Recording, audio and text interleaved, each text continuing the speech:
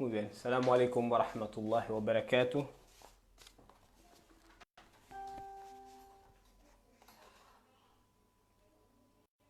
Venga. Alhamdulillah. Wa alaikum salam, Muhammad. Esto está un poco torcido.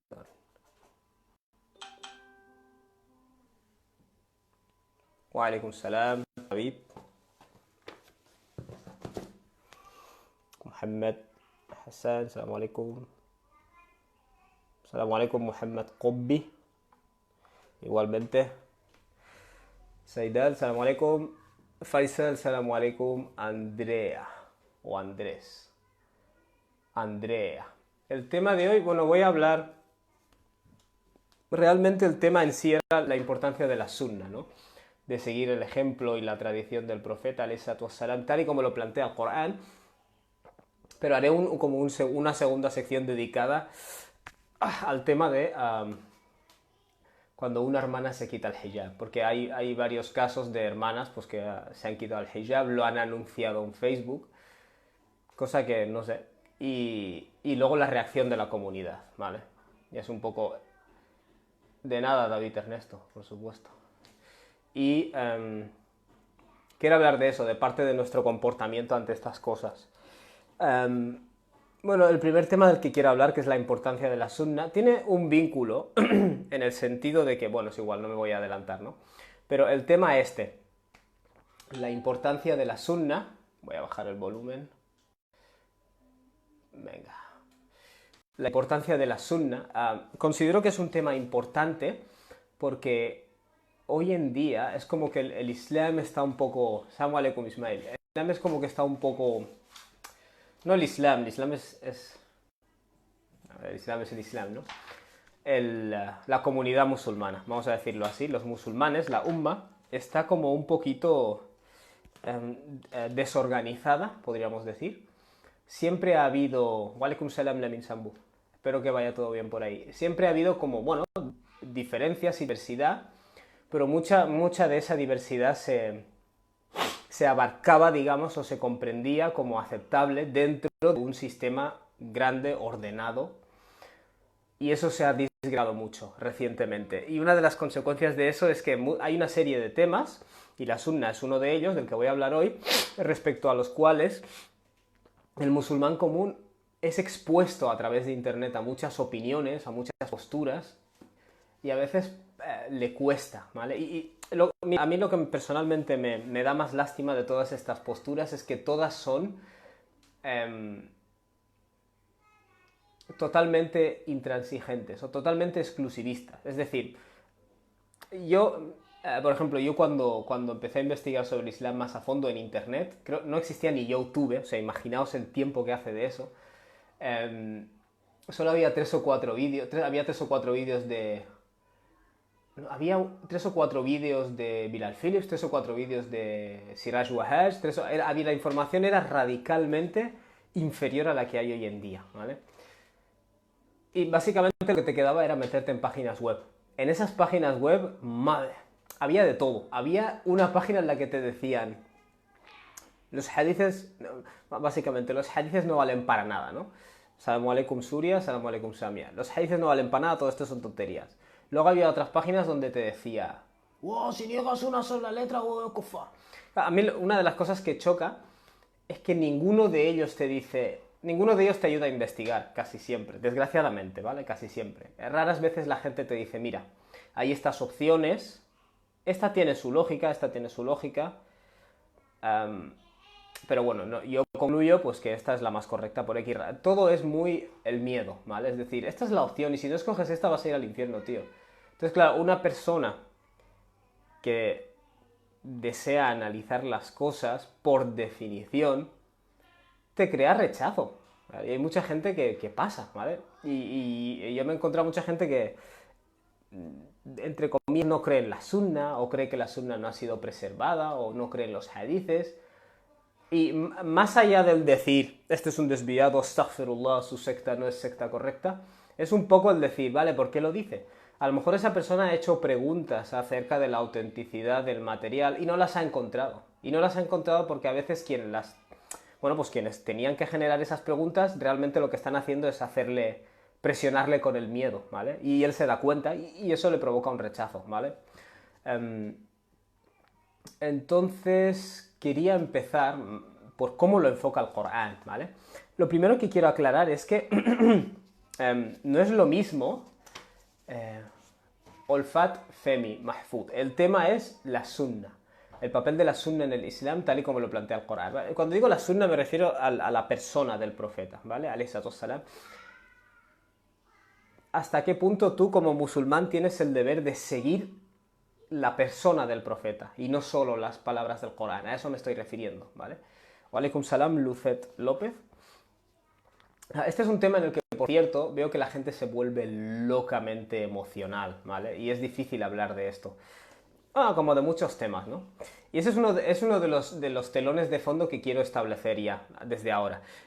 Hay un problema de trasfondo que veo en todas estas discusiones, porque hoy en día en el Islam moderno hay unos debates que no había antes. Hay unos debates sobre el hijab, hay unos debates sobre la sunna, el hadith, hay unos debates sobre cosas que no había antes.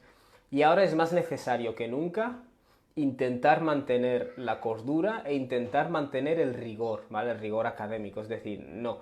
Es posible que si analizamos las cosas con la mayor objetividad, entre comillas, posible, haya varias opciones, pero más cercanas, ¿sabes? No tan extremas. Y por supuesto todo esto de usar el miedo, de esta es la única, que no, que irás al infierno, que... Bueno, una persona que está buscando la verdad, en un principio no le deberías amenazar con que va a ir al infierno si no escoge tu opción, ¿vale? Porque él está buscando la verdad.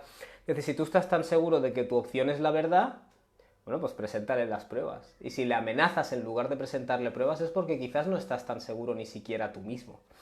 Entonces, este es un tema en el que la gente se pone muy emocional, ¿vale? Estableciendo esa base, quiero dejar claro que yo intento ser lo más comprensivo posible con las opiniones de... Hay gente, por ejemplo, que es escéptica sobre el hadith. Y yo no digo, al infierno. Astaghfirullah porque es Shaitan. El Shaitan te ha hecho esto. No, esa persona generalmente ha visto cosas que no le cuadran, ¿vale?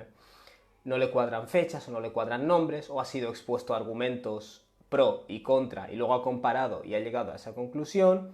Es decir, hay que abrir un poco más la mesa de debate en lugar de amenazar a la gente, ¿vale? Eso está ya un poquito obsoleto. Está obsoleto y es que encima lo único que hace es alejar a la gente, ¿vale? Y a veces me pregunto qué tiene que pasar para que nos demos cuenta de que algunas de estas tácticas ya no proceden, ya están caducadas. En fin, quiero dejar otra cosa clara. Entiendo perfectamente que mucha gente es escéptica acerca de la fiabilidad de la literatura del hadith sin rechazar la sunna. O sea, hay gente que dice, sí, hay que seguir al profeta Muhammad, yo lo entiendo, seguir su ejemplo. El problema es cómo sabemos que todas estas frasecitas y cositas que nos han pasado realmente vienen de él. Eso es una cuestión académica totalmente legítima. Si una persona tiene esa pregunta, tiene todo el derecho del mundo a hacer todas las preguntas que quiera y los preservadores del conocimiento en este caso tienen la obligación de proporcionarle las respuestas, ¿vale? No de decirle es el demonio el que te está haciendo preguntar, ¿vale? Ahí hay un... Lo digo más que nada porque el propio mensaje del Corán no, digamos que no aplaude ese comportamiento, ¿vale? El comportamiento de que te calles la boca y punto. Entonces yo, por ejemplo, que tengo una convicción, y es una convicción racional, no es una convicción de fe, en la fiabilidad general de la literatura de hadith como una representación de la sunna, estoy abierto a responder a preguntas, ¿vale? No creo que alguien que está seguro de su postura tenga que callarle la boca a nadie, pero entiendo que hay gente que aunque es escéptica hacia el hadith, no rechaza la sunna, ¿vale? Quiero dejar claro ese matiz. Luego hay gente que rechaza la sunna. Hay gente que dice... ahí sí que digo claramente que es una secta extrema. Gente que dice que seguir la sunna es shirk, que si tú sigues el ejemplo del profeta es shirk, alayhi salam. Pero bueno, dejando un poco de lado ese caso tan raro, quiero tratar desde el Corán este concepto del papel del profeta alayhi salam. Bueno, quiero que entendáis, quiero empezar por aquí, quiero que entendáis que la noción de que el Corán como mensaje de Dios está desvinculado de las personas. Buenas noches, Andrea. Está desvinculado de... O sea, esta idea de que el papel del profeta, alayhi salatu wassalam, está desvinculado del texto del Corán o de los sonidos del Corán, de los fonemas del Corán, esta idea fue propuesta en vida del profeta, mucha gente no lo sabe, y fue propuesta por los hipócritas. El hipócrita, su principal característica es que cuando el Islam le demanda o sea, es decir, él se une al grupo, soy musulmán, así me trae ventajas, especialmente si es el grupo más grande, pero a la que me provoca algún dolor de cabeza, entonces, ¿qué es lo que hago? Bueno, sencillamente empiezo a cuestionar lo que no me gusta, básicamente es un falso creyente, ¿no? Insisto que no es una persona que no entiende algo y pregunta sinceramente, es una persona que cuestiona, es decir, ataca lo que él mismo dice que está siguiendo, ¿vale? Ese es el hipócrita. Y claro, los hipócritas cuando el Islam empieza, cuando el profeta alayhi salatu wassalam les da órdenes o les da directrices, bueno, el hipócrita encuentra esta excusa que es decir, bueno, eso es tu opinión, tú no eres más que una persona cualquiera, lo cual nunca saldría de un creyente cualquiera, ¿vale? Un verdadero creyente no le respondería eso al profeta, alayhi salatu wassalam. Pero un hipócrita, pensad que dentro de su interior lo que hay no es una convicción real, ¿vale? Él se ha unido a un grupo, eso es lo que hay. Entonces, ¿qué es lo que hace el hipócrita?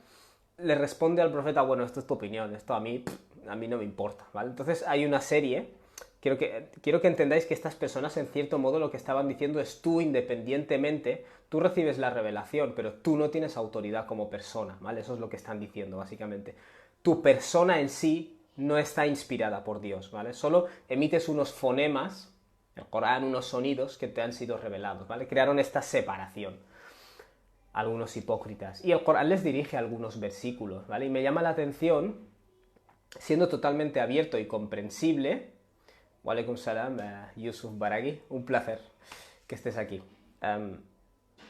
Me llama la atención que con la claridad con la que el Corán expresa estas cosas, pues pueda haber gente que trata de eliminar o crear esta división, ¿vale?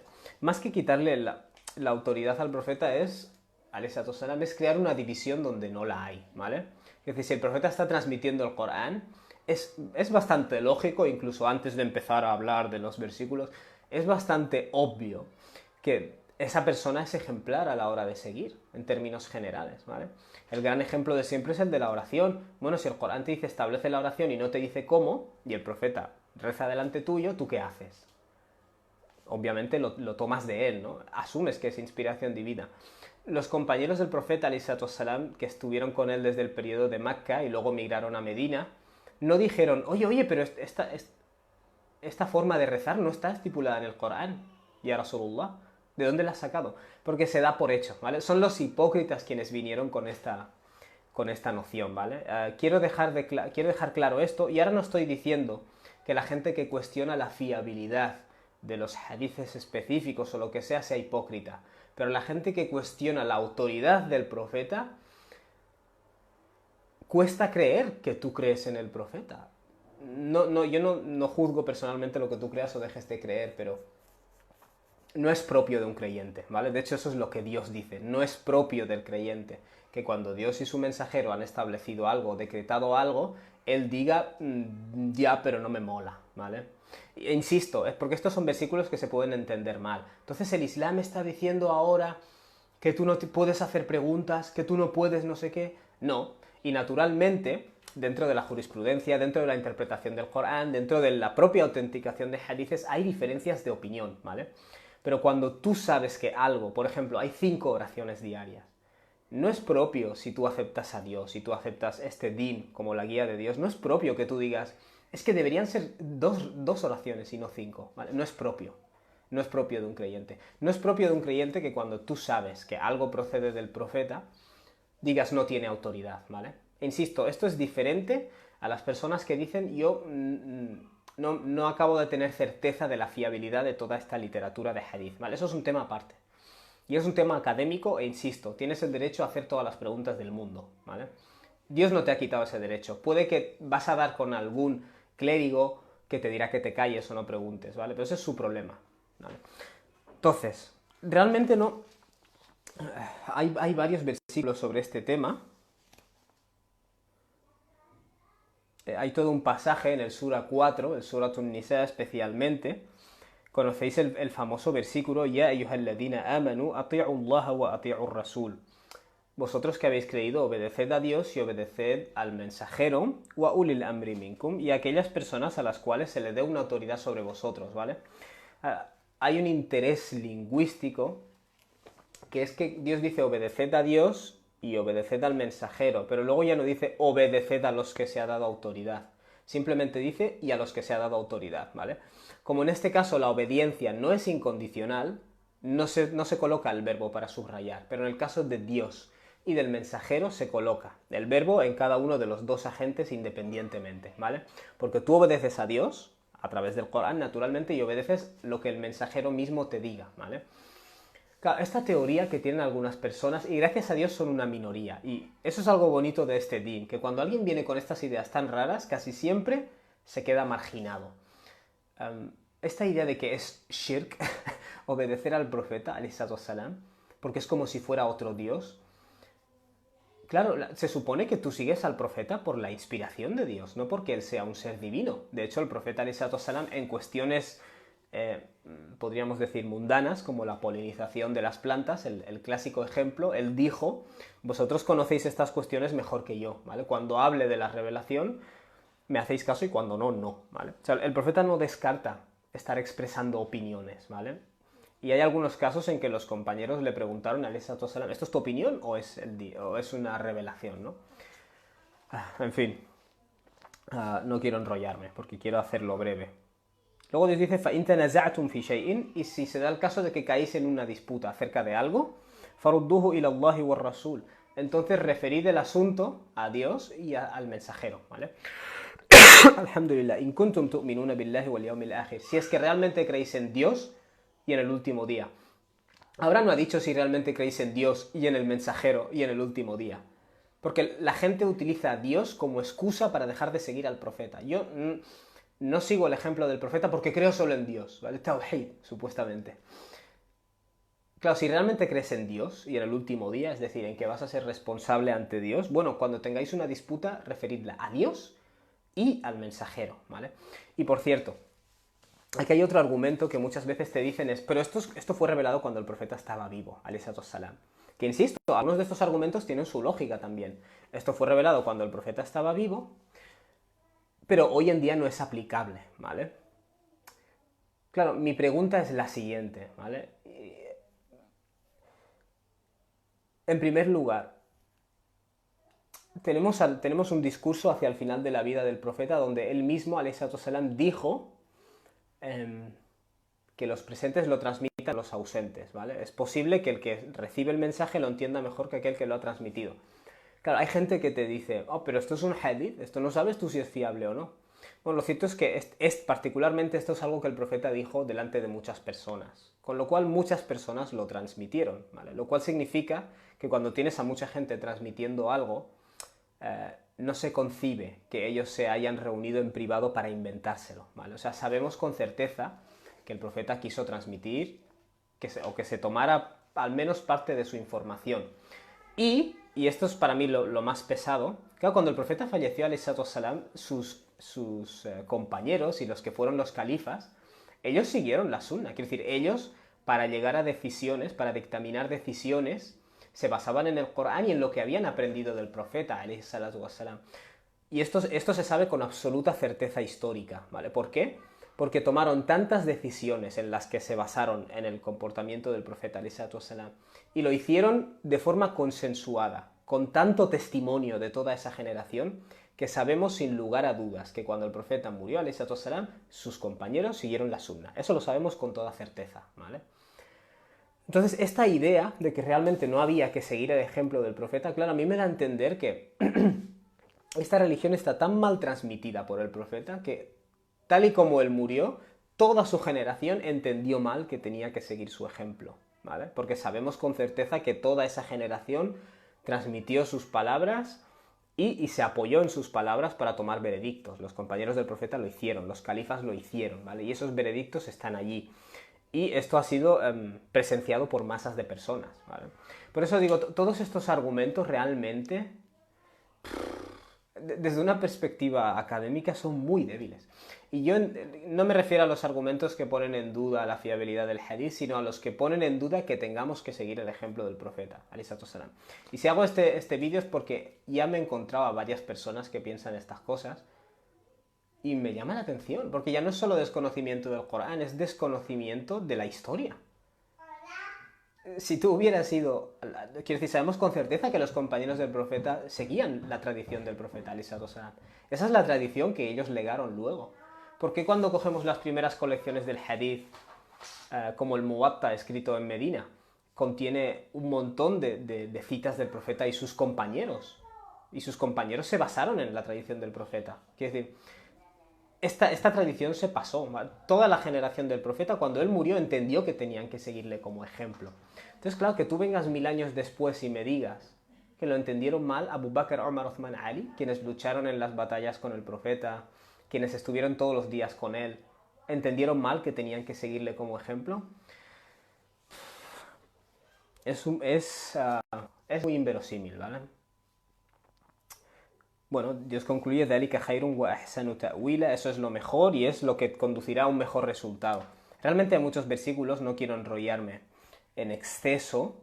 Dios dice, esto era el versículo 59, ¿vale? Del Sura 4. El versículo, por ejemplo, 61 dice, وَإِذَا قِيلَ لَهُمْ تَعَالَوْا إِلَى مَا أَنزَلَ اللَّهُ, cuando se les dice, venid a lo que Dios ha hecho descender, es el Corán. Por tanto, se excluye al profeta, ¿no? Fijaos qué dice justo luego, وَإِلَى الرَّسُولِ, y hacia el profeta, ¿vale? رَأَيْتَ الْمُنَافِقِينَ يَصُدُّونَ عَنْكَ صُدُودًا. ¿Ves a los hipócritas cómo te dan la espalda? Podríamos decir casi con arrogancia, ¿no? Huyendo de listos. Claro, insisto en que tengamos en cuenta que los primeros que hicieron esto eran hipócritas, eran falsos creyentes, ¿vale? Esta gente no es que pusiera en duda la autenticidad de nada, es que lo que ellos básicamente decían es que tú como profeta, tú Muhammad, no tienes autoridad, ¿vale? Finalmente, el último versículo que quería compartir, ¿vale? Porque no quiero hacer esto muy largo. Si nos pasamos al versículo 64, Dios dice, وَمَا أَرْسَلْنَا مِنْ رَسُولٍ إِلَّا لِيُطَاعَ بِإِذْنِ اللَّهِ. Dios dice, no hemos enviado a ningún mensajero, sino para que fuera obedecido con el permiso de Dios, ¿vale? Por tanto, el argumento este de que, bueno, si tú le sigues es shirk, claro, se te está diciendo, no, es que Dios dice, y fijaos, todo esto va dirigido a la gente que estaba negando la autoridad del profeta en su vida. Dios está diciendo, yo he enviado profetas, mensajeros, para que fueran obedecidos. ¿Por qué? ¿Porque son mini dioses? No, bi'idhnillah, con el permiso de Dios, con la venia de Dios, ¿vale? Soy yo quien ha puesto ese sello de autoridad, si lo quieres decir así. Y finalmente el último versículo que voy a tratar, y luego pasamos ya a nuestro otro tema, es el versículo 65. Dios dice, فَلَا وَرَبُّكَ لَا يُؤْمِنُونَ. Dios dice, pues no, en respuesta falá. O sea, la gente que está cuestionando la autoridad del profeta, esto es una respuesta de Dios. Falá, pues no. Warabbuka, juro por tu Rabb, por tu Señor. Es decir, Dios está jurando por sí mismo. Cosa que raras veces se hace en el Corán. La yu'minun, dice Dios, no creen, no son creyentes. Esas personas que cuestionan tu papel, digamos, como transmisor del mensaje, no son creyentes. La yu'minun. La yu'minun literalmente es no creen, ¿vale? Podríamos decir, no creen en realidad, ¿vale? Su creencia no es verdadera. Hatta yuhakkimuka, hasta que te conviertan a ti en el juez o en el árbitro, fima shajara bainahum, en cualquier cosa respecto a la cual adopten posturas de debate, ¿no? No sé, respecto a la cual estén debatiendo o discrepando.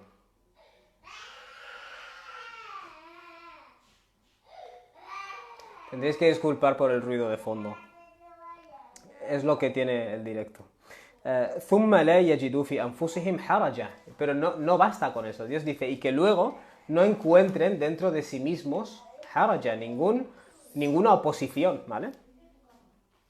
مِمَّا قَضَيْتَ وَيُسَلِّمُوا تَسْلِيمًا. En relación a lo que tú, Muhammad sallallahu alaihi wasallam, hayas decidido وَيُسَلِّمُوا تَسْلِيمًا. Y además lo acepten de forma dócil, ¿vale? Sin oponerse. De nuevo, aquí hay mucha gente que dirá, bueno, entonces el Islam no quiere que preguntes, no quiere que cuestiones. No se trata de eso. Se trata de que cuando a mí me llega, por ejemplo, información acerca de que el racismo es inaceptable, o es jahili, y yo como musulmán, yo vengo de un lugar del mundo en el que creemos en etnias, ¿y yo qué hago? Me coloco mi tradición por encima de lo que sé que viene del profeta, alayhi salatu wassalam, en este caso del Corán también. Por ejemplo, la formalidad de las oraciones, las formas de las oraciones, el número de rakat. Hay gente que dice yo rezo a mi manera, esto es real, ¿vale? Es real. Gente que dice yo rezo a mi manera porque yo entiendo la forma en la que mejor me contacto con Dios, o no sé cómo lo quieran explicar. Bueno, realmente se supone que cuando te llega esta información acerca de la oración del profeta, alayhi salatu wassalam, transmitida en masa, por cierto, no hay ninguna duda de su autenticidad en los factores generales, bueno, lo que se espera de ti es que lo aceptes, básicamente. Lamin Sambu me pregunta, ¿de esto va también el versículo 31 del Sura 3? Pues déjame que lo mire, no tengo base de datos.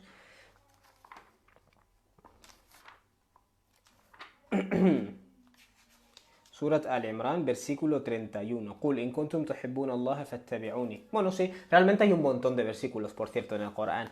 Si realmente amáis a Dios, seguidme a mí, dice el profeta alayhi salatu wassalam, yuhibbukumullah, y entonces Dios os amará. Es un poco la excusa de yo amo a Dios, pero sus profetas es un tema aparte, ¿vale? Dios, aquí lo que se nos está diciendo es no. Quiero decir, si tú aceptas a Dios, eso implica que el medio a través del cual Dios transmite el mensaje lo tienes que aceptar, ¿vale? De hecho, el siguiente versículo, la Min Sambu, dice Qul ati'u Allah wa rasul, obedeced a Dios y al mensajero, ¿vale? فَإِن تَوَلَّوْا فَإِنَّ اللَّهَ لَا يُحِبُّ الْكَافِرِينَ. Y si dais la espalda, Dios no ama a los kafirin, a los que rechazan, ¿vale? Aquí la idea de dar la espalda al mensajero se compara con el kufr. En el versículo de Surat An-Nisa, del Sura de las mujeres que yo he mencionado, se está diciendo claramente que no creen quienes rechazan la autoridad del profeta, ¿vale? Por tanto, quería dejar claro esto, ¿vale? Luego, que si el hadith es más fiable, menos fiable, qué colección, que no sé qué, eso es otro tema, ¿vale? Y es un tema que se tiene que hablar y me parece muy bien que se hable. Pero no hay ninguna discusión, en mi opinión, que se pueda considerar islámica por o coránica, o como lo quieras llamar, de ninguna manera, desde el momento que tú le quitas la autoridad al mensajero, ¿vale? Y eso es el propio testimonio del Corán. De hecho, hay personas, fijaos, cuando tú lees el Corán naturalmente se te ordena rezar, pero no se te dice el cómo, ¿vale? Entonces, ¿qué hace una persona que quiere eliminarle la autoridad al profeta? ¿Qué hace? Porque hay personas que dicen que el profeta no es una autoridad. Entonces, esto de Aqimus Salah, ¿qué significa? Bueno, pues esto me ha sorprendido mucho conocerlo, pero hay personas que dicen que Salah no es rezar. Salah significa simplemente, te hacen un juego ahí lingüístico, ¿no? La raíz, islah, la raíz significa arreglar las cosas, hacer las cosas bien, significa que des caridad, ¿vale? Hay gente, insisto, gracias a Dios siempre son poca gente, pero hay gente ahí fuera diciendo que Salah significa dar caridad. Que cuando Dios ordena Salah está ordenando dar caridad. Es decir, si pudiéramos viajar al pasado y contarle esto a los compañeros del profeta, no sé, a lo mejor no se enfadarían, a lo mejor se reirían, porque no se lo creerían. Es decir, yo entiendo todas las preguntas que podamos plantear acerca de la fiabilidad del material, de hadith y eso, son totalmente legítimas, desde una perspectiva académica, ¿vale? Y aquí insisto y subrayo, no hay ninguna justificación sectaria para que nadie venga y te diga, mira, este es el canon, no preguntes más, ¿vale? Porque ese canon, sea cual sea, ese canon lo han hecho personas, ¿vale? Y además creo que es un insulto a los eruditos del hadith, porque, alhamdulillah, creo realmente que hicieron un trabajo tan profesional y tan meticuloso, académicamente hablando, que sería insultar a su trabajo decir ahora que simplemente no se pueden que simplemente te lo tienes que creer ciegamente, ¿vale? Sin entender el proceso racional que hay detrás. En fin. Esto respecto a Salat. Me había apuntado aquí también el jimar. El jimar, que es el velo que lleva la mujer. Claro, el jimar es el velo que cubre la cabeza. Y esto aparece en el Corán. Que se echen por encima, bijumurihinna, ¿no? Que se echen por encima sus jimares. Claro, cuando tú estudias todos los diccionarios clásicos de árabe clásico, jimar es la prenda que cubre la cabeza, ¿vale? E insisto, yo no me meto en las decisiones de la gente, ¿vale? Y es un tema que voy a hablar ahora a continuación. Pero hay personas ahora que te dicen que no, que esto del el himar no viene del Islam. El hijab, mal llamado, ¿no? El velo. Y cuando tú preguntas, bueno, ¿por qué? O mejor dicho, al revés, eres tú quien tiene que aportar la prueba. Bueno, Dios ha dicho en el Corán esto. Te dicen, no, no, himar no significa eso. Himar viene de la raíz hamara, que significa cubrir, lo cual es verdad. Por tanto, cualquier cosa que cubra es un himar, ¿vale? Claro, eso realmente... Quiero decir, veréis, igual en esto como en el caso de Salah, que cuando tú pierdes este rigor, digamos, en lo que se refiere al propio Corán, acabas perdiendo el rigor histórico, es decir, acabas perdiendo el rigor hacia la lengua, por ejemplo, la lengua árabe. La lengua árabe clásica no se ha definido 1000 años después del profeta o 1200 años. La lengua árabe clásica viene definida por lo que se hablaba aproximadamente entre 150 años antes de la revelación del Corán y 150 años después, ¿vale? Eso es básicamente, los lingüistas lo ponen por ahí. Ese es el árabe clásico en el que fue revelado el Corán, aproximadamente. Entonces, ¿qué ocurre? Que si tú quieres saber cuál era el significado de una palabra en el Corán, ¿qué es lo que haces? Bueno, tú vas a mirar los diccionarios de árabe clásico, que están repletos de información transmitida desde los compañeros del profeta y repleto de poesía preislámica, ¿vale? ¿Por qué la poesía preislámica? Porque se están usando las palabras en su hábitat natural, ¿vale? Las palabras que el Corán utiliza. Y en una conversación que tuve, yo le dije a alguien, bueno, el himar, en todos los diccionarios de árabe clásica se refiere a la prenda de la cabeza. Y esa persona me respondió algo así como, pero estos diccionarios fueron compuestos 200 o 300 años después. Claro, esto a mí me despierta ciertas preguntas, ¿vale? Fíjate, tú me estás diciendo que si alguien compuso un diccionario 300 años después de la revelación del Corán, cuando esa lengua estaba mucho más viva de lo que está ahora, el árabe clásico, ¿vale? Y esa persona se basa en testimonios de muchas fuentes, ¿vale? Transmisiones de diferentes compañeros del profeta, poesías preislámicas que se han transmitido. Me estás diciendo que eso no es fiable, pero tu teoría, sacada hoy, 1300 años después, de que Nejimar es cualquier cosa que tape, esa sí que me la tengo que creer. Quiero decir, aquí hay una cuestión, por eso soy partidario de abrir la puerta a que la gente pregunte las cosas, porque es una mera cuestión de rigor, ¿vale? Si la gente que cuestiona lo hace realmente porque no le cuadran las cosas, abramos la puerta a cuestionar. Porque es decir, cuando partes de la base de que hay respuestas, no tienes miedo a que la gente pregunte, ¿vale? Cuando tú empiezas a decir que no pregunte la gente, es cuando tú ya estás dando una imagen de que la propia tradición islámica no se puede sustentar académicamente. Por eso tenemos a personas ahora defendiendo cosas así, cosas extrañas, ¿vale? E insisto, yo no juzgo a las personas, ¿vale? Específicamente, pero la corriente, la tendencia, ¿vale? Creo que son tendencias reaccionarias. Otro ejemplo que me ha llamado mucho la atención, que vi hace poco, es al-nikah. Resulta que nikah no significa matrimonio. Resulta que nikah viene de la raíz nakaha. Claro, está muy bien hacer un estudio. Vale, Yahya, ahora vamos a eso. Alhamdulillah. Yo soy el primero que es partidario de hacer un estudio lingüístico, ¿vale? De las cosas, pero la ley en cuestión no trata de taparse la cabeza, sino taparse el escote. Sí, ¿sabes qué pasa Muhammad bin Isa? Dios dice que se tapen el escote bihumurihinna, con el jimar.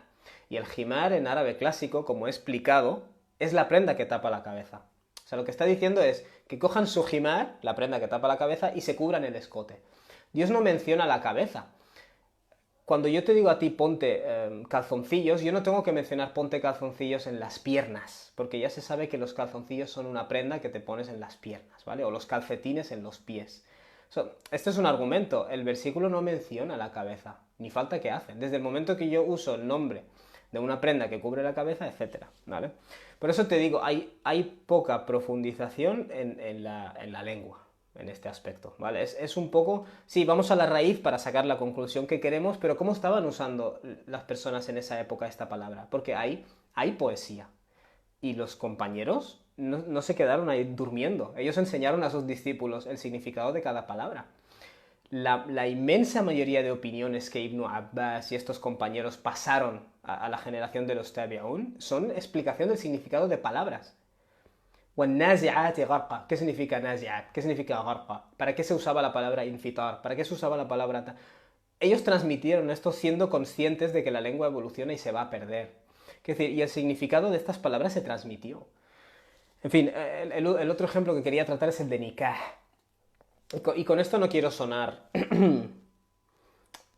conservador, ¿vale? Yo no soy partidario de ser conservador. De hecho, creo que se tiene que abrir la puerta a todas las preguntas que la gente quiera hacer. Pero claro, tiene que haber más rigor. Bueno, en fin, el nikah. Lo último que he visto es que nikah no significa matrimonio. Nikah solo significa, viene de nakaha. Claro, aquí siempre, claro, vas a buscar la raíz y de esa raíz puedes derivar 75 palabras, significados diferentes, ¿no? Le quitas la importancia a la palabra que se está usando y a lo que significaba en esa época y me dices pues que nikah se refiere simplemente a estar vinculado a alguien, ¿no? Enlace. Entonces, si tú tienes un novio, esto lo he oído yo, si tú tienes un novio o una novia, eso técnicamente es un nikah, porque hay una relación y hay un enlace. Entonces, quiero que entendáis que desde el momento que tiras a la basura la tradición, o sea, el profeta que transmite este Corán, todo vale, ¿vale? Todo vale.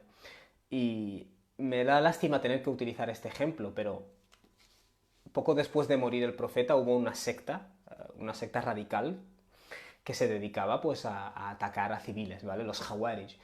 Y su característica era esta. Ellos cogían un versículo, como por ejemplo, el hukmu illa lillah, el juicio corresponde a Dios. Y ellos concluían de esa frase, pues que nadie podía arbitrar ni solucionar los conflictos, solo se tenía que hacer en el campo de batalla.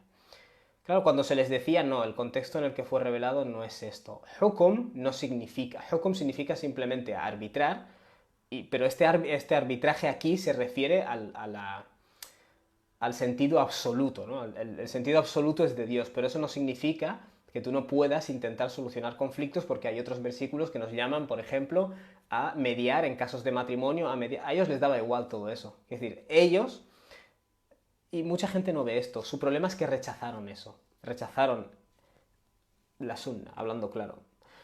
Cuando los compañeros transmitían una información, este es el contexto, este es lo que se refería, esto es no sé, a ellos les da igual todo eso. Ellos cogen la frase y le dan el significado que ellos quieren. Y eso, uso el ejemplo de los Jawaris porque es el ejemplo del radical que mata, ¿vale? Naturalmente la mayoría de gente que defiende estas cosas que he mencionado no defienden eso, ¿vale? No defienden atacar a nadie ni...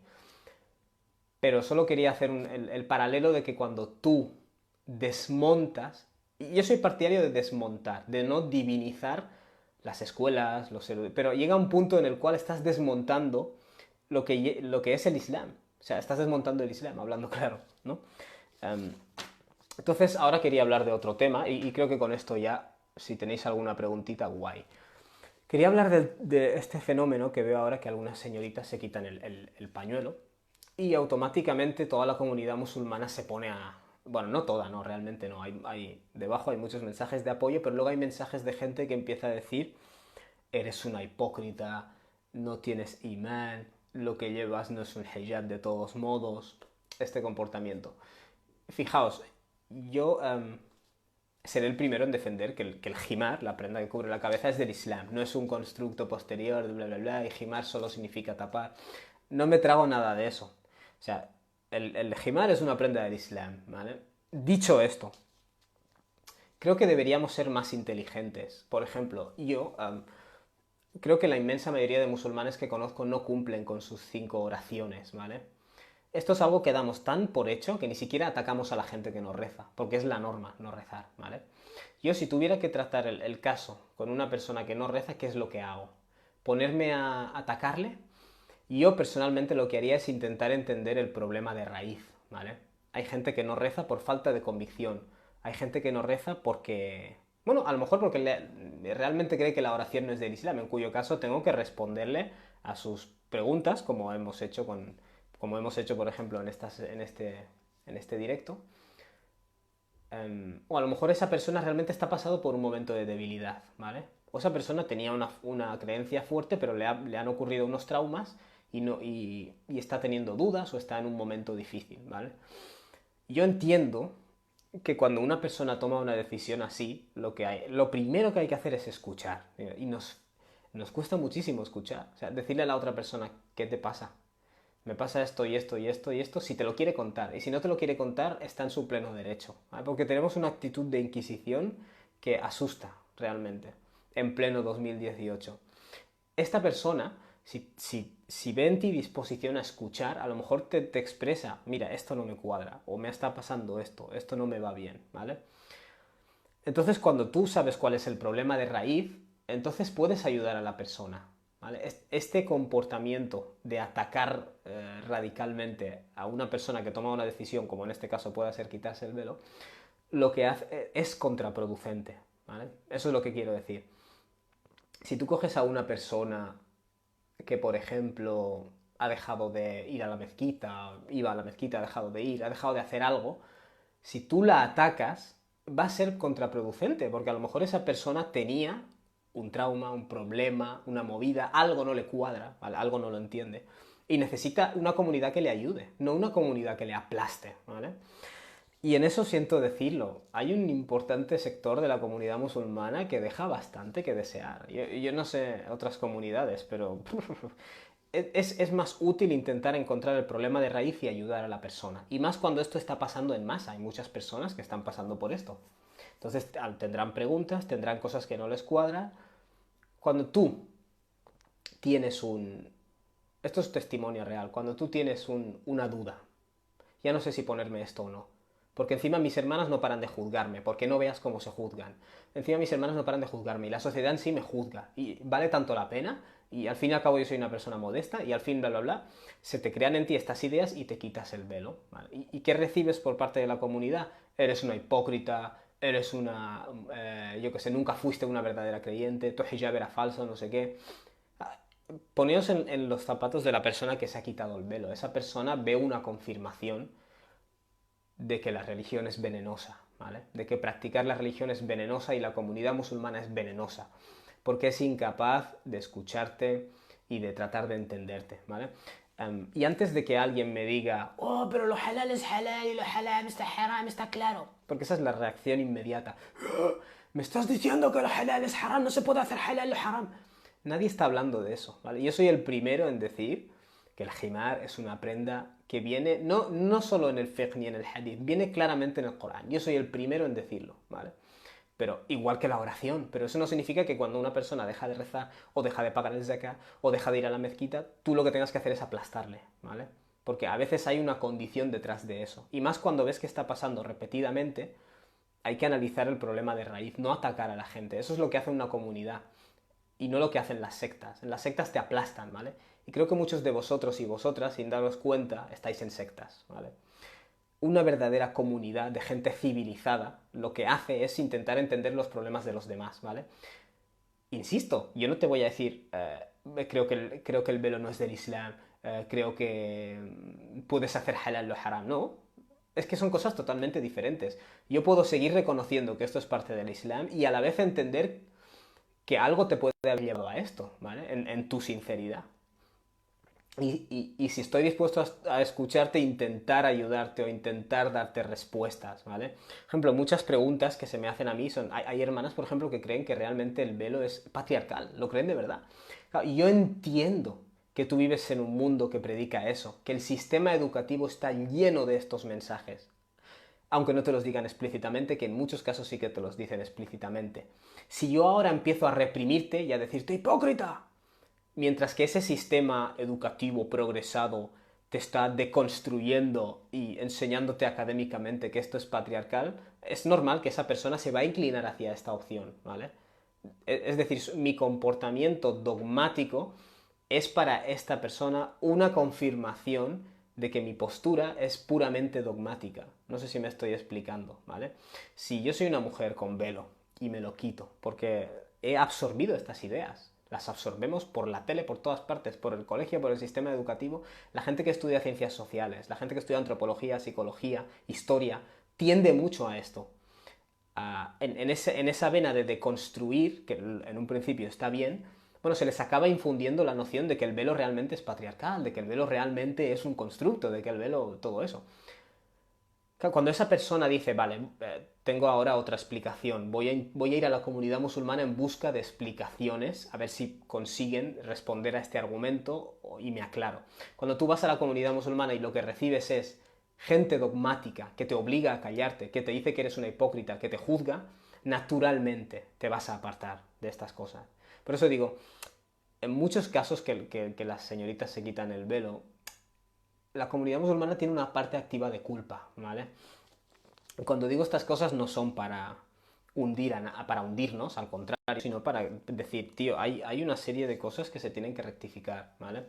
Si tú eres musulmana y tienes un grupo de amigas, y los grupos estos de WhatsApp que realmente son despreciables, tío, especialmente los grupos de religiosos y religiosas, en muchos casos son despreciables y hacen un daño a la integridad del din de la gente, porque hoy en día estamos pegados a las redes sociales.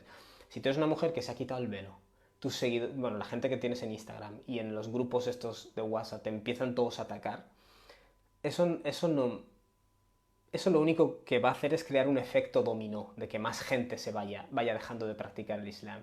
Porque ¿quién quiere formar parte de una comunidad incivilizada en que la gente no escucha ni entiende lo que está pasando, sino que solo están ahí para juzgar y acuchillarse? Insisto, cuando digo comunidad no me refiero a la comunidad musulmana, pero hay un sector. Y si tú tienes la mala suerte de estar rodeado de este tipo de gente religiosa, pues luego pasará lo que pasará. Insisto, que nadie me venga con el, oh, no se puede hacer halal lo haram, porque yo no estoy hablando de eso. No estoy hablando de eso. Yo no estoy hablando de que sea halal quitarse, no estoy hablando de eso, ¿vale? He dejado claro mi postura. Pero dejando de lado ese tema, si yo ahora paso por un mar, si yo ahora paso por... Sí, sí, la verdad Ismail Mohammed, si fuera por mí, dejarían de existir. Ahora no sé lo que iba a decir. Si yo soy una persona que pasa por un bajo momento de imán y le digo a mis compis, a mis hermanos, he dejado de rezar o estoy dejando de rezar, yo lo que espero es que ellos me pregunten, ¿por qué, tío? ¿Qué ha pasado? Mira, es que hay esto que no me cuadra. Ayudadme a encontrar las respuestas y a encontrarme a mí mismo. No me ataquéis, tío. Si me atacáis vosotros, ¿en quién voy a confiar? Si una mujer... Quiero que entendamos que las personas pasamos por diferentes etapas en la vida. Y a veces una persona está en una etapa más fuerte y a veces en la etapa más débil. Si cuando estás en la etapa más débil, los que se supone que te tendrían que ayudar te tiran al suelo y te empiezan a dar patadas en la barriga, obviamente el Islam de esa persona se va a ir debilitando. Luego la gente dirá, bueno, es que empezó quitándose el hijab y acabó dejando el Islam. A lo mejor si cuando se quitó el hijab se hubiera podido utilizar eso para entender cuáles son los problemas de trasfondo o los problemas de raíz para ayudar a esa persona. A lo mejor tendría un imán más fuerte ahora. Es decir, en gran medida es la respuesta de la comunidad la que provoca estos desastres. Y si decide quedarse sin hijab, es su decisión. Quiero decir, no entiendo este rollo de que en público nos las damos de, oh, se nos discrimina con el velo, no se nos deja trabajar con el velo, no se nos deja ir a la escuela con el velo, oh, la libertad, la libertad. Defendemos nosotros la libertad para podernos poner un velo o lo que sea. Pero luego, ¿qué es lo que ocurre? Que cuando un miembro de la comunidad decide libremente no llevarlo, tú puedes hacerle preguntas, puedes explicarle por qué crees que tiene que llevarlo, puedes darle nasiha, darle consejo, y punto. Quiere decir, la persona es libre de hacer lo que quiera. Ati'u Allah o ati'u Rasul, obedeced a Dios y al mensajero. فَإِن تَوَلَّيْتُمْ, y si te dan la espalda, فَإِنَّمَا عَلَى رَسُولِنَا الْبَلَاغُ الْمُبِينُ, dice Dios, a nuestro mensajero solo le corresponde dar el mensaje claro. Tú sé claro, explica claramente por qué crees que esto es un requerimiento en el Islam. Y si la persona te contesta, dale respuestas. Y si no las tienes, búscalas. Pero si la persona llega a esa conclusión, déjala, dale su espacio. Es decir, es su vida. Es decir, si quiere, insisto, esta es una de esas muchas cosas en las que no somos consistentes. Si tú quieres que se respete tu libertad de ponerte un velo, en este caso, también tendremos que respetar la libertad de quien no se lo quiere poner. Es decir, nos comportamos como si esa persona, esa señorita que se ha quitado el velo, resulta que ha salido a la calle en bragas. Nos comportamos así. Nos comportamos como que, wow, wow, wow, se ha quitado el velo. Es decir, tranquilo, no va en ropa interior por la calle. Puedes, sin alarmarte, preguntarle qué es lo que le pasa, explicarle tu opinión, lo podemos hacer. Podemos comportarnos como personas cívicas. ¿Por qué no podemos comportarnos como personas cívicas? O sea, es algo que no entiendo. Y es que es contraproducente. Bueno, quería dejaros una pequeña reflexión final he estado charlando sobre este tema con mi mujer y me comentaba pues que hace... Mira, y esto en general, ¿vale? En la década del año 2000, en la década de 1990, el año 2000, que es cuando yo empecé a meterme en este mundo, hubo, y 2010 un poco más adelante, hubo un boom de un islam así más, ¡fua!, más a saco, ¿no? Más conservador, podríamos decir. Y se puso mucho de moda llevar jilbabs y llevar niqabs, ¿vale? Lo cual me parece perfecto. Es decir, yo voy a ser el primero en defender la libertad de todas las personas de hacer lo que quieran, ¿vale? Eso fue un boom. Pero ahora está habiendo otro boom, el boom de las señoritas que se quita el hijab, ¿vale? Entonces, puestos a intentar ser un poco más sociológicos, que eso es lo que nos falta, analizar por qué está pasando esto, más sociólogos, analizar por qué está pasando esto, ¿vale? ¿Por qué hubo esa reacción de reclamo tan fuerte a símbolos? Porque al fin y al cabo hay mucho elemento de simbología e identidad. ¿Por qué fue tan potente ese reclamo de simbología a través de jilbabs, niqabs, barbas? Quiero decir, se empezó a subrayar mucho estas cosas, que insisto, ningún problema, perfecto. Pero ¿por qué ha habido ese boom y ahora está habiendo este otro boom? ¿Vale? Mi interpretación personal es la siguiente.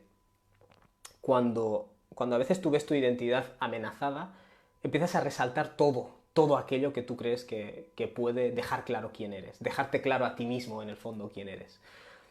Y cuando has hecho todo eso, a nivel individual y social, con el paso del tiempo se provoca un cansancio. La gente se agota. La gente se agota. Y creo que cuando intentamos forzar psicológicamente, porque no usamos la fuerza, pero usamos muchas tácticas de coacción. Y las hermanas, siento decirlo. Cuando hacemos esto, cuando intentamos forzar a la gente psicológicamente a adoptar una postura o adoptar una serie de posturas, y si rechazas una de ellas te echaremos del grupo, claro, esto crea un rebote al final. Con el paso del tiempo la gente se cansa, ¿vale? Por eso creo que en el Islam es tan brutalmente importante la moderación, ¿vale? El equilibrio.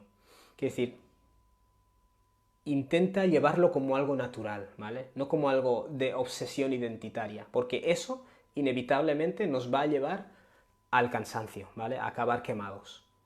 Y son muchas de las señoritas que se están quitando el hijab, en su día eran personas que iban con jilbab y se dedicaban a juzgar a las que no llevaban jilbab, ¿vale? A la que solo lleva hijab y no lleva jilbab, se la comían viva. Bueno, pues ahora muchas de ellas ya no llevan ni hijab, ¿vale? Es decir, quiero que entendáis que esto es un proceso entendible. Y insisto, la gente usamos palabras de piedad. No, porque no puedes hacer halal lo haram, porque todo eso es cuento realmente, ¿vale? Tú puedes decir perfectamente que este himar es un requerimiento del Islam sin tú maltratar psicológicamente a las personas que se lo quitan.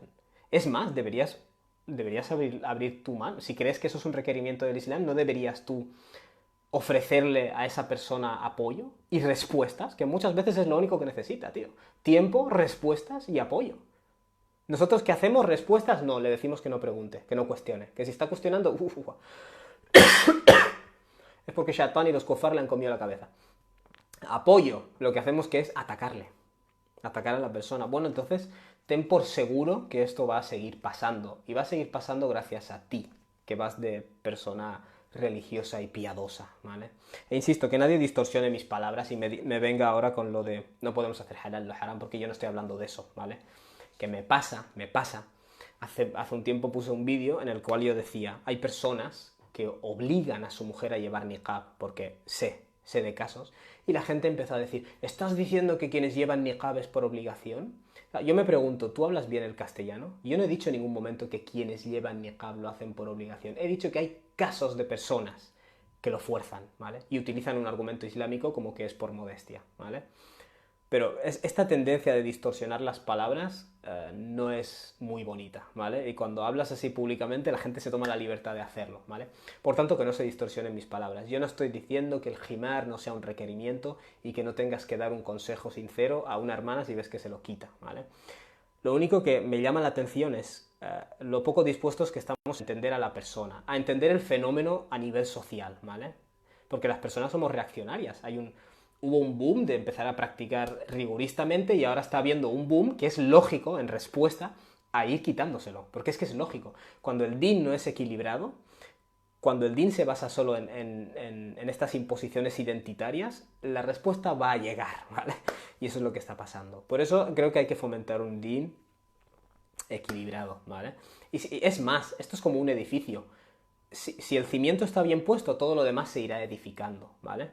Si a esas personas el din no fuera algo meramente identitario, fuera realmente un fuerte amor a Dios y al din, al final se querrían poner, yo creo, en muchos casos, vamos, y les dieran las respuestas que responden a sus preguntas, al final probablemente se querrían poner el himar de buena gana, no por complacer al grupo, ¿vale? Cuando tú atacas a una persona que se ha quitado el himar, bueno, lo que estás generando es precisamente que esa persona o se lo vuelva a poner por complacer al grupo, no porque sus preguntas hayan sido respondidas, sino por complacer al grupo, para que no se la coman viva, o que deje de practicar el din, ¿vale? No sé si hay algo más que quería añadir. Ah, sí.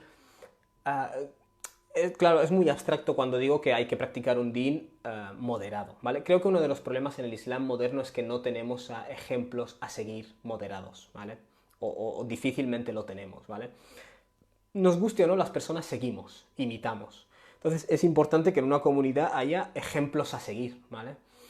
Claro, cuando las opciones que tenemos son la gente que pasa de todo o esta gente pues muy rigurosa y muy atacante contra el que no está a la altura de sus expectativas, que insisto, para mí en muchos casos es señal de una inseguridad por su propia parte, cuando tú tienes estas, no tienes a un ejemplo a seguir que sea moderado, que te ayude, ¿vale? Nos guste o no, seguimos. Y creo que si, por ejemplo, en un país, ¿vale? Como pueda ser España, tuviéramos, yo que sé, a 100 jóvenes musulmanes que fueran personas públicas del mundo del activismo, del mundo de la televisión, del mundo del arte, del mundo de todo, del mundo del da'wah. Y estas personas fueran perfectamente musulmanas, perfectamente equilibradas y perfectamente productivas, la gente tendría ejemplos a los que seguir, pero no los tenemos. Entonces, estamos confundidos, estamos como en el desierto y no sabemos a quién seguir. Ese es uno de los problemas del Islam moderno, que no sabemos a quién seguir, ¿vale?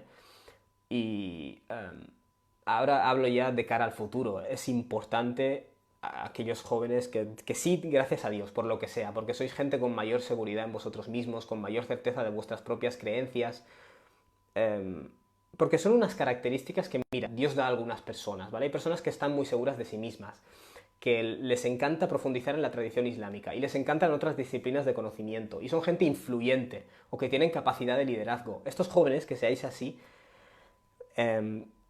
es imperativo para mí que dediquéis tiempo a esto, ¿vale? Porque la gente no tiene esos ejemplos a los que seguir. No creo que haya nada más que quisiera comentar. Abordaré un par de vuestras preguntas y ya me iré yendo, si os parece bien.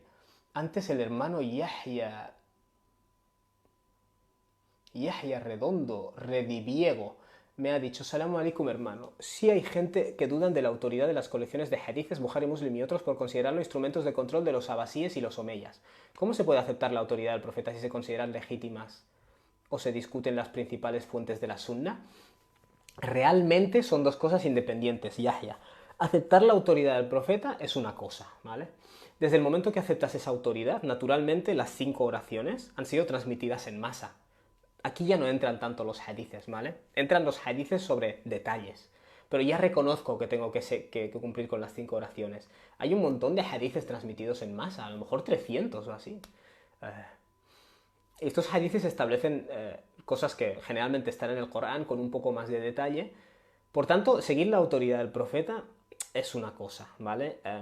Quiero decir, incluso si se demostrara ahora que el 80% del material de Sahih al-Bukhari no es fiable, eso no cambia que tú tengas que seguir. Es decir, eso no cambia la autoridad del profeta, ¿vale?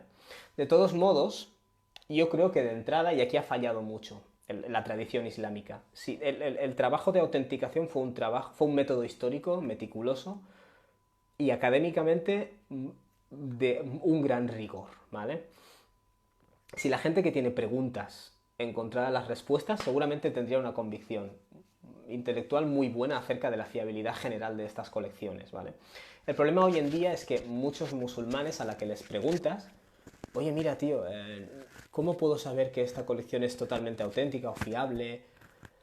La respuesta es negativa. No, no hagas esas preguntas. Bueno, entonces es normal que voy a ser escéptico. Mucha gente es escéptica por eso, ¿vale? Si tú abrieras la puerta a encontrar las respuestas, mucha gente tendría más.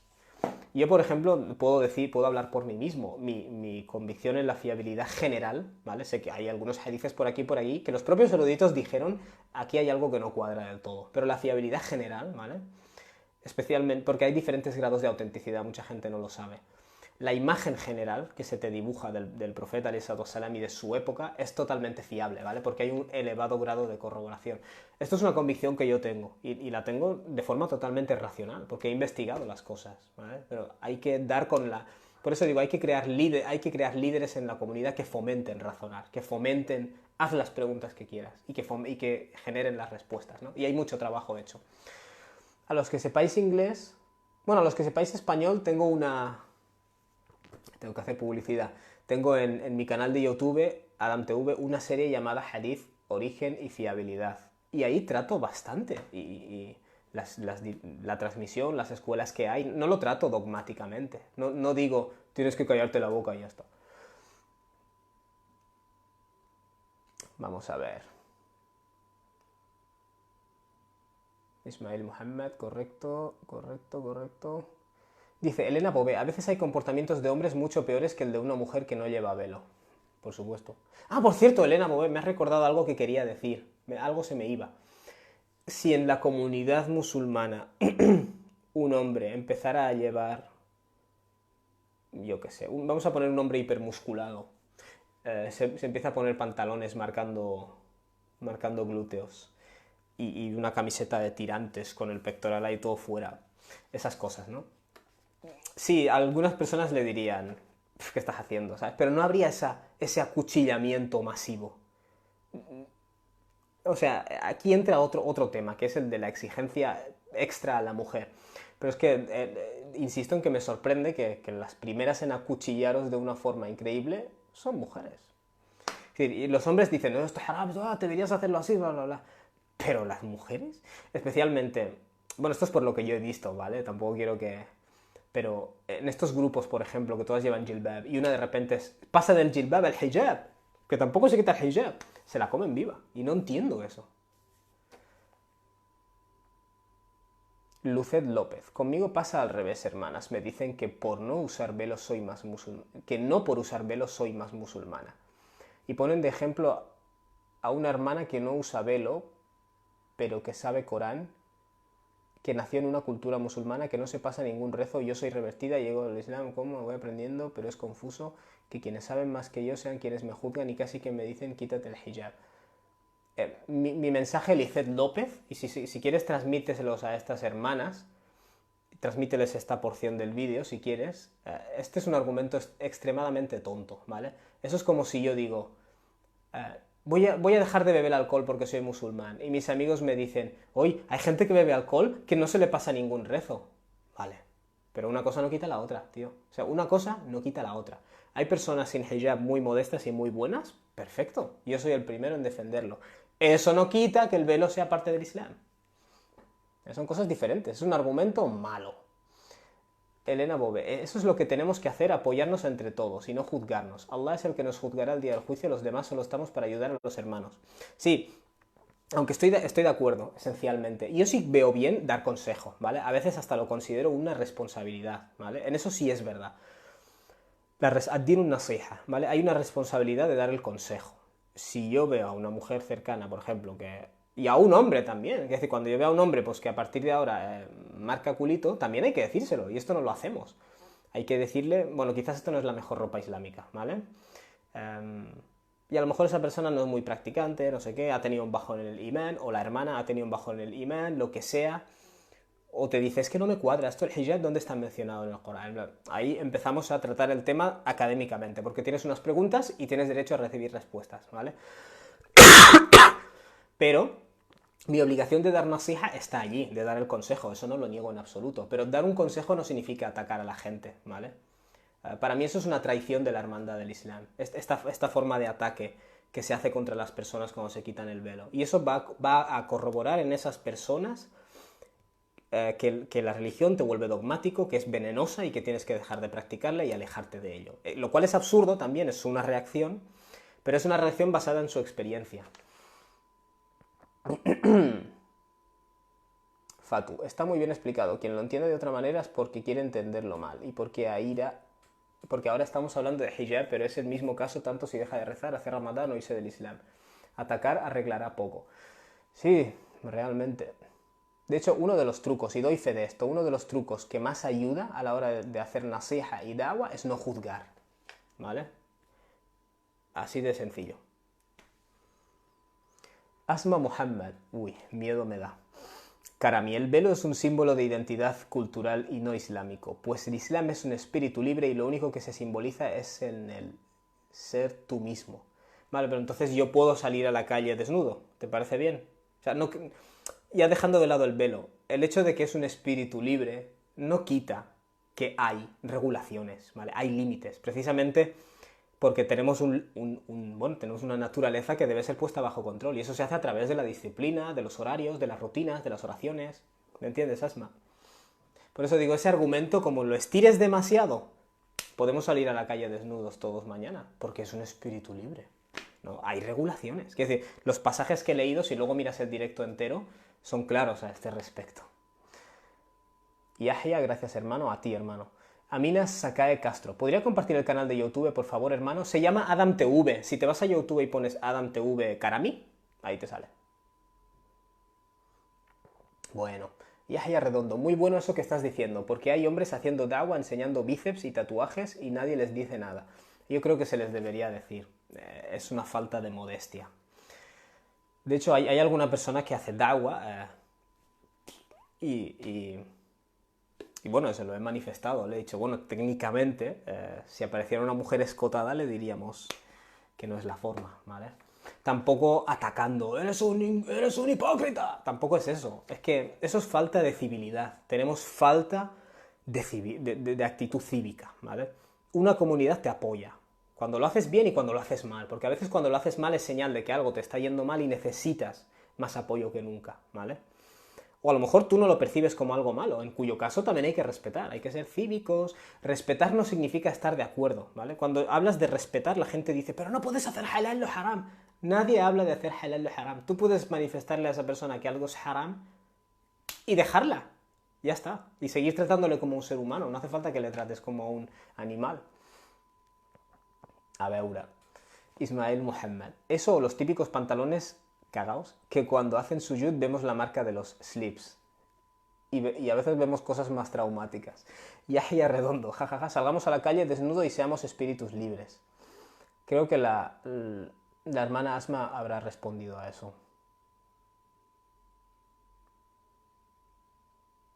Elena Bove, eso suele pasar en grupos muy religiosos, entre los grupos jóvenes no suele pasar que se juzguen por el velo. Cada una lo lleva... eso lo cuestionaría Elena, ¿eh? Porque yo he visto cada cosa. Cada una lo lleva cuando está preparada. Se habla de estos temas pero no se juzga y se anima a las hermanas que quieren llevarlo pero por la familia no se lo ponen. Bueno, yo, Elena Bové, doy fe de que yo he visto cosas entre las jovencitas y las jovencitas que se convirtieron al Islam hace 2 años. Unos comportamientos... Yas'in, Salam, en ocasiones nos vemos e influenciamos. Fadwa, no es lo mismo. Fadwa, si lo hace bien no hay que juzgar y si es un tatuaje que está muy a la vista no hay nada que ocultar porque lo hizo antes de entrar al Islam. Sí, Fadwa, sí. Si lo hace bien no hay que juzgar. Yo insisto en que no juzgo, pero yo tengo el derecho a decirle a alguien si creo que se está saltando los límites de la modestia, tengo derecho a decírselo, también educadamente, ya está, no pasa nada. No pasa nada. Asma, Karami, no es salir desnudo, es saber que cada época, cultura, tiene su forma de vestir, y eso está escrito incluso en la vida de los indígenas, indios, etc., dice Asma Muhammad.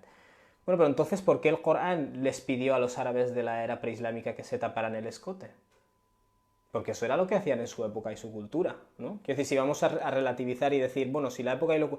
Que yo soy el primero en decir que hay cosas... hay cosas que dependen del urf, de la costumbre local, ¿vale? Y el Islam da ese espacio.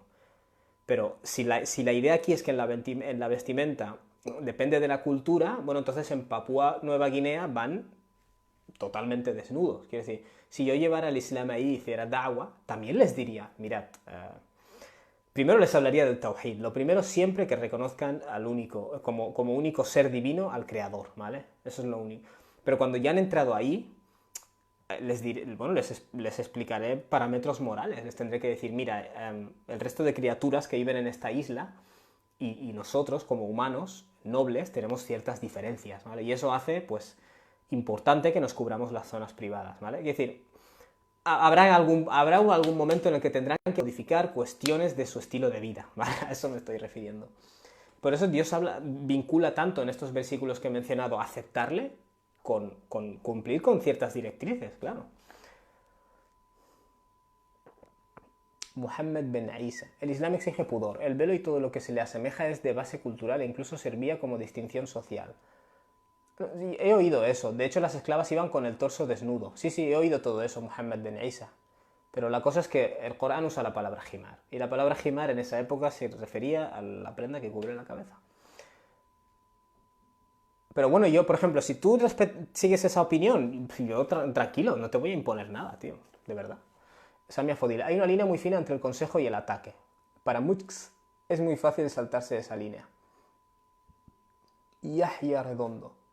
Obvio que sí, hermana. Mike Tyson llevaba porrón de tatuajes visibles y ya no los tiene. Y si una mujer se le molesta por no cumplir con las normas de modestia, estaría bueno recordar que no es el ejemplo del profeta ir enseñando lo fuerte que está uno.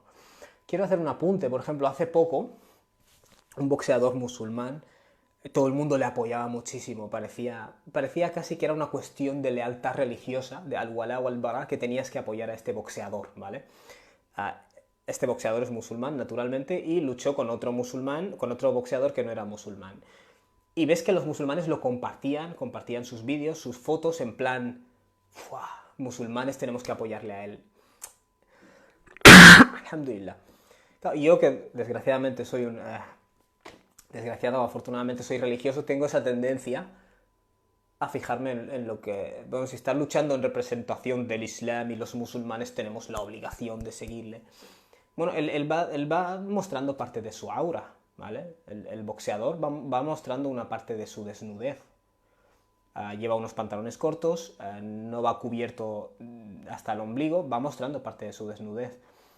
Pero yo no he visto ni una sola persona que le haya hecho el comentario a él, oye, llevas tu desnudez descubierta, tu aura, tienes que tal. Ni una persona. Ni una persona. O sea, me llamó la atención el ver que ese tema casi ni se... Vamos, desapercibido total. Si hubiera sido una mujer ya hubieran visto. Yasin, cuando nuestros padres nos dicen que no hagamos algo que realmente queremos, irnos de casa para estudiar, trabajar porque te apetece, la gran mayoría de veces se apoyan en el Islam para que no hagamos X cosas. Me gustaría también responder apoyándome en el Corán y poder hacer lo que quiera. Y disculpa el mensaje anterior, es la primera vez que escribo en un directo. Paz. Bueno, yo no puedo comentar sobre esto, Yasin. ¿Por qué? Es que diga lo que diga, tendría que conocer tu caso y tener la cualificación islámica. Y no cumplo con ninguna de las dos cosas. O sea, la cualificación en jurisprudencia, específicamente. Porque si yo te digo a ti, haber estudiado tu caso y tienes derecho a irte en contra de la voluntad de tus padres, yo te estoy diciendo algo muy fuerte. Yo no juzgo casos concretos de este tipo. Pero a lo mejor si te acercas al centro islámico más cercano y expones tu caso y das con una persona razonable que no te va a dar solo la respuesta estándar, puede estudiar tu caso. Ya no sé. Carmen Rodríguez, el hadith que dice, el que vea un acto incorrecto que lo cambie en su mano si no con él, ¿se puede aplicar a cuando se lo quita una hermana? En primer lugar, el hadith dice, si puedes cambiar ese acto cámbialo con la mano, ¿vale? Pero si no puedes, el velo la vestimenta de otra mujer naturalmente no puedes cambiarla con tu mano, ¿vale? Porque entonces estás infringiendo un pecado mayor de lo que te estás quejando, ¿no? Entonces tú no puedes cambiarlo con la mano. Dice el profeta, si no puede, que lo cambie con la lengua, es decir, que se lo digas, ¿vale? En este caso te tienes que quedar a ese nivel. Tienes que ir a la hermana y decirle lo que opinas, y ya está, jalas. Cambiar con la mano. ¿Tienes pensado en estudiar el tema de fiqh? Sí que lo tengo pensado, sí, en un futuro. Fatu. Y tanto que lo tengo pensado. Lamin Sambu, respondiendo a Carmen Rodríguez, con hikma sí, sin mandarla al infierno ni juzgarla, y creo que sería hablar con ella de manera respetuosa. O sea, siempre tú eres entre comillas la que toma tus decisiones, no vayas de autoridad. Hermana, ¿sabes que no puedes hacer esto? Eso no funciona, hoy no funciona. Y bueno, a lo mejor con algunas personas sí, ¿no? Pero tienes que tener en cuenta, como he dicho antes, hay un trasfondo social a esto, ¿vale? Hay modas, hay presiones. Nosotros no entendemos las presiones. O sea, cuando una persona toma una decisión, a lo mejor está sujeta a eventos en su vida, a traumas o a presiones que ha sufrido. No le ataques. O sea, puedes decirlo de buenas formas. Bueno, hermanos y hermanas, me temo que ha llegado mi hora de irme. Ha sido un placer tratar este tema. Siento si ha sido un tema muy técnico, pero he creído que había que tratarlo porque estos días ha habido un par de controversias con ese tema. Un saludo muy fuerte, un abrazo a los hermanos y un saludo a las hermanas. Barakallahu fikum, que Dios os bendiga. Asma Muhammad, si yo he expresado desacuerdo contigo es de forma puramente informativa, ¿vale? Quiero decir, respeto perfectamente que mantengas las opiniones que quieras, por supuesto, ¿eh? Que quede súper claro. Barakallahu fikum, que Dios os bendiga. Assalamu alaikum wa rahmatullah.